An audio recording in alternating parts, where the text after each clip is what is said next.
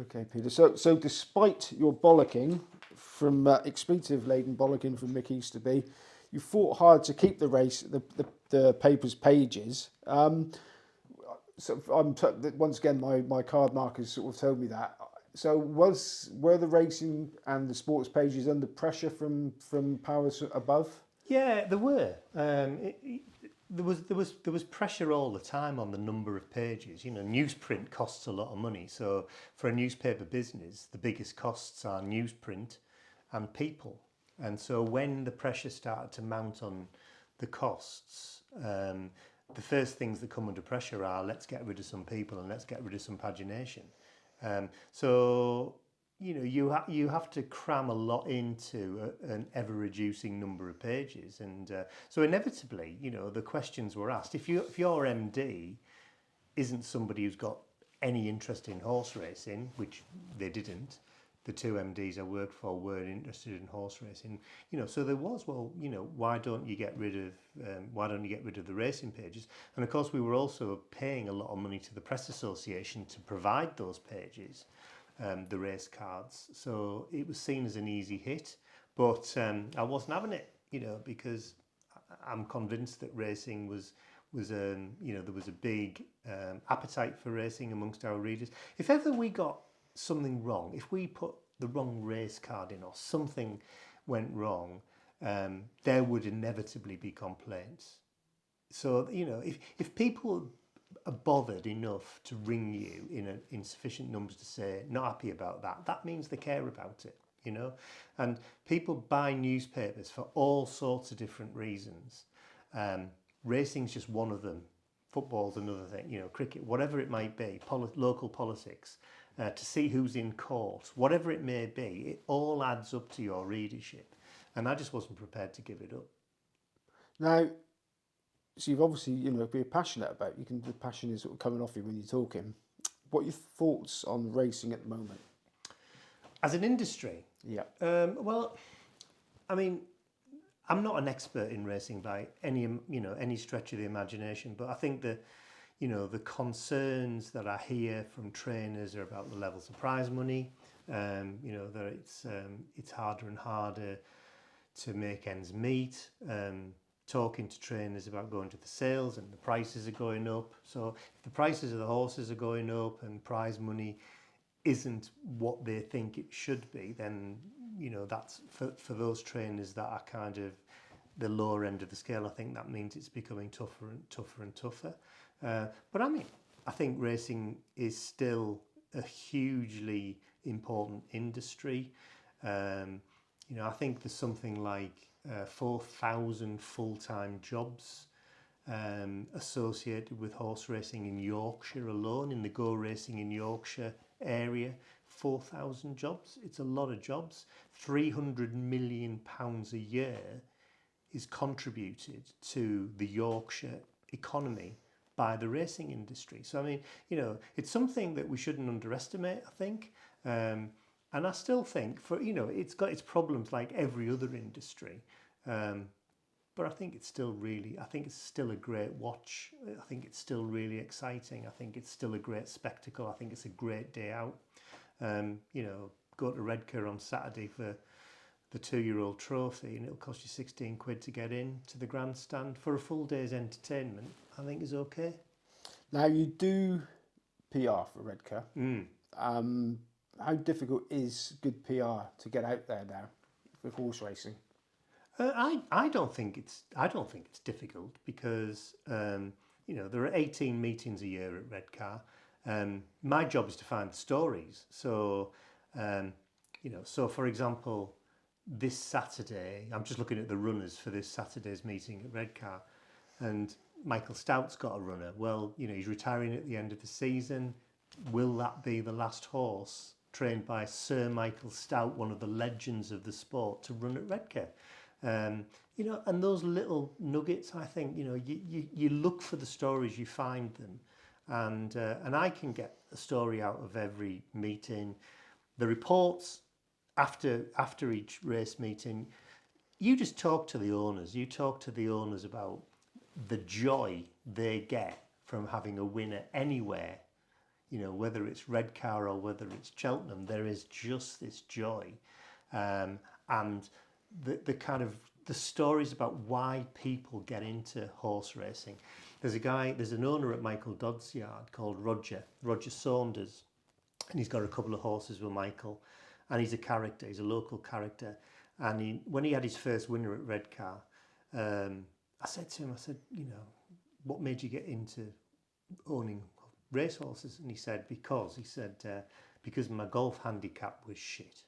And he said, I got more and more fed up with how bad I was playing at golf. And I said to my wife, I'm going to stop this. I'm going to find a new hobby. I'm going to get a racehorse. And she said, no, you're bloody not. He said, yes, I bloody am. And he ended up getting a racehorse. And he loves it, and he's had a few winners with Michael, and it's just become his passion, And there are stories to be had everywhere if you talk to people, whatever it is, talk to people. I always say to young journalists, just go and talk to people. They've all got stories to tell. So I don't find it difficult to get good PR out. How about the demographic of those stories? I mean, do you think racing does enough to attract the younger people? Is there enough younger people getting involved? Well,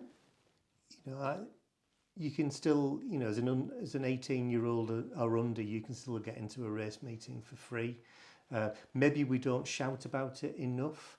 But every time we promote a meeting, we make it clear that children come free with a paying adult.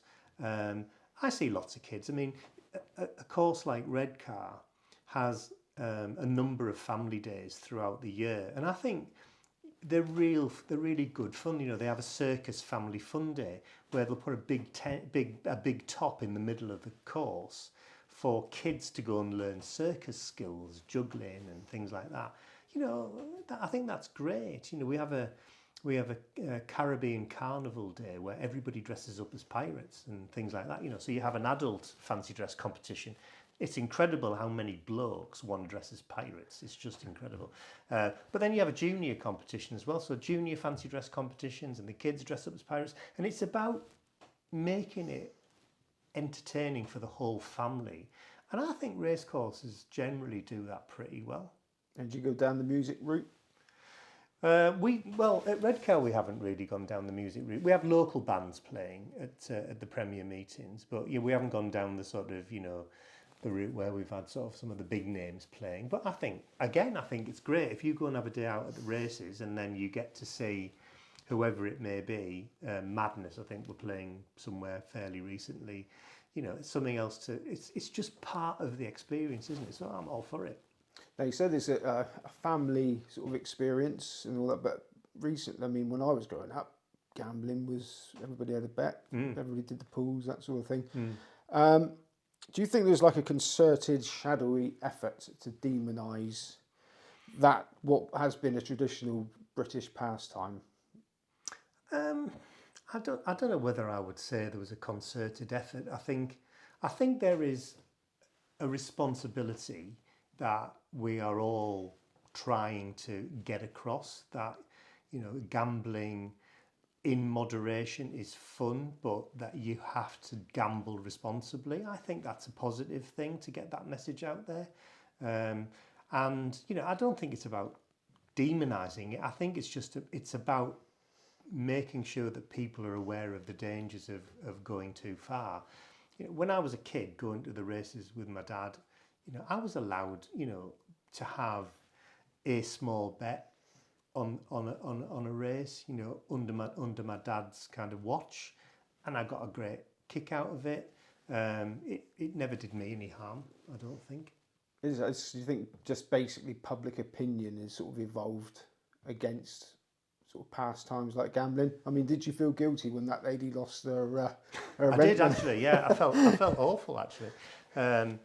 But there's always been cases, and obviously going back years, where somebody probably not thinking in their right mind is deciding to put their rent money on a tipster's selection. Absolutely, and I think it is important to keep that message out there that you have got to gamble responsibly, and I think it's entirely right that we send those messages out.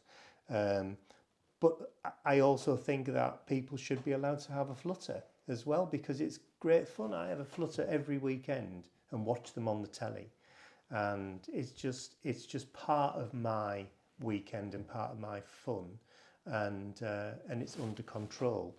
Completely understand when it gets out of control. I've spoken to gambling addicts. I've written features about people who've lost their houses through gambling when it's got completely out of control, you know, whether it's racing or whether it's, you know, online roulette or whatever it is.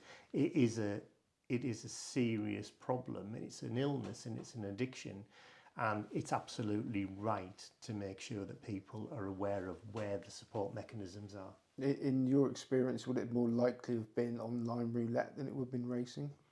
Well, the feature that I'm thinking about, the piece that I wrote fairly recently for the Northern Echo, was about a gambling addict, and for him it started off on the fruit machines, and it kind of evolved over time into online poker and roulette and things like that, and he just lost his marriage, he lost his house, and it just all got out of control, and that's the problem. Yeah, and I don't want to be completely negative to end this part, but also, I mean, you probably would have had the last of the best years of regional newspapers. You left 8 years ago now. Is that with this age of sort of modern instant news, sort of instant global news, is the death knell ringing for regional newspapers as we sort of know them? Well, I think you only have to look at the circulation figures. You know, it's undeniable that in terms of the printed product, we have seen a really sad and serious decline in local newspapers. Some have gone, some have been lost, some have gone weekly. Paper like the Northern Echo, which once sold 100,000 copies, sells something like 7,000 now, you know, across a region like the northeast of England. So I think it's undeniable. But on the other side of the coin, of course, is the growth of digital journalism.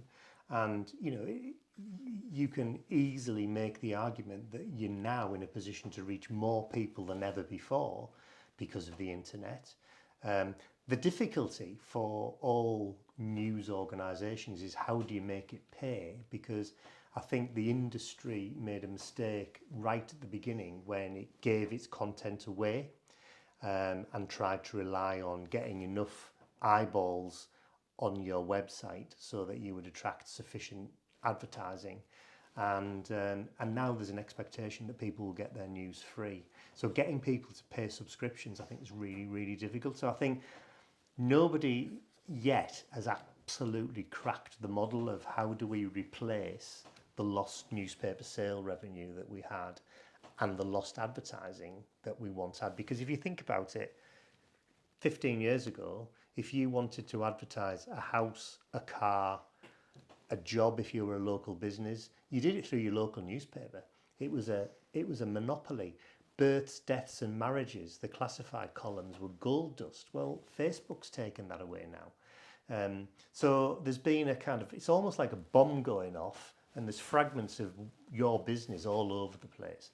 And it's much harder to generate enough revenue to pay for quality campaigning journalism, you know, because and that's why I left, because I didn't feel that I had the resources that I needed to produce something that I could be really proud of, if I'm honest. Okay, now to end this part on a positive note, but you did walk away with an MBE in your back pocket. So what was the Yeah, and that was lovely. That was in 2014, and I just got a letter through the post, which I must admit I thought was a prank from work at the time. When I opened the letter and it said you've been awarded the MBE for services to journalism and Northeast Life, it said, and I thought it was a bit of a prank from somebody at work, but it turned out that it was true, and one of the proudest days of my life, really, being able to go to Buckingham Palace and, you know, take somebody, you know, I took my mum, my dad had died by then, but I took my mum,